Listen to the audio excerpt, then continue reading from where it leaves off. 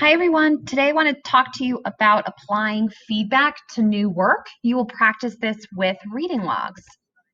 I want to teach you that strong students use feedback, previous feedback, to instruct their new work. So before submitting any new work, strong students are sure to apply previous feedback to that new assignment or that new work, especially when it comes to writing. Today, you will review the feedback we left for you in the practice paragraph assignment.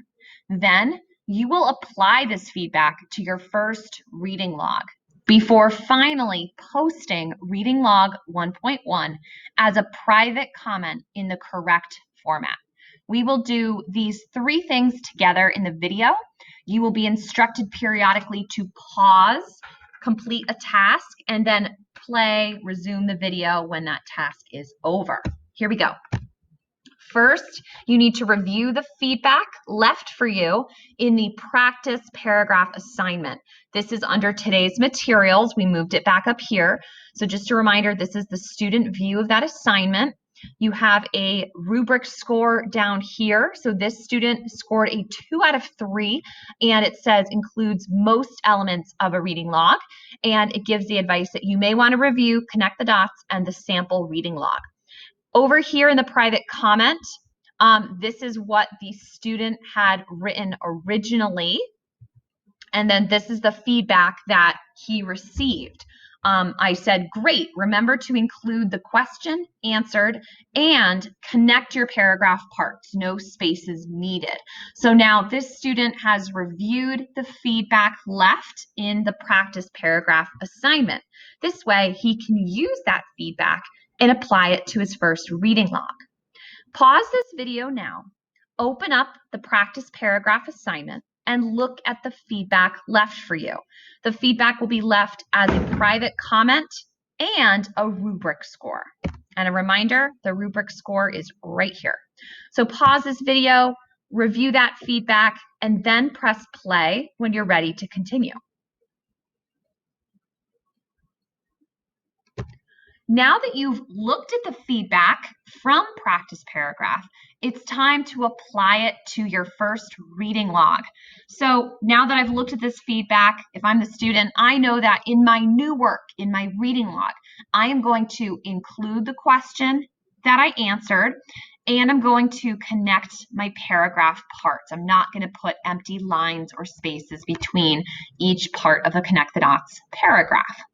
So now that I have looked at my feedback, I know what I'm going to do. I'm going to apply it. So pause the video now and apply the feedback that I left you to your reading log. And press play when you're ready to continue. The final step, now that you have applied your feedback to your reading log, is to actually post it.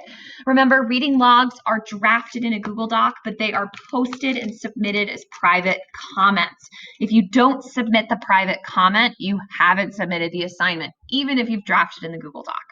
So this is, remember, how you correctly post a reading log. We have our initials, the title and the author, the question that I answered, my complete paragraph, it's been proofread and everything, the range of pages read in that reading log cycle. So in the last 10 days, how many pages did I read? And if I've read any other books, I'll include that as well. Now it's time to correctly post reading log 1.1 as a private comment. Make sure you have all of these elements. Once you've done that, press play to continue with this video.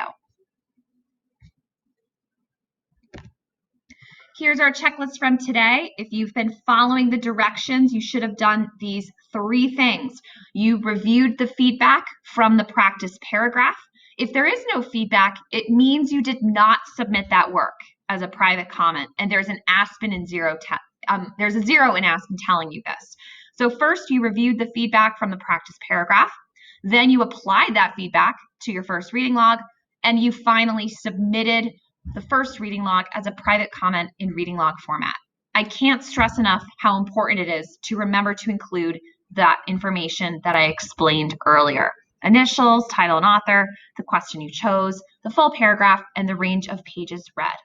Once you've done these 3 things, you can read for the rest of the period.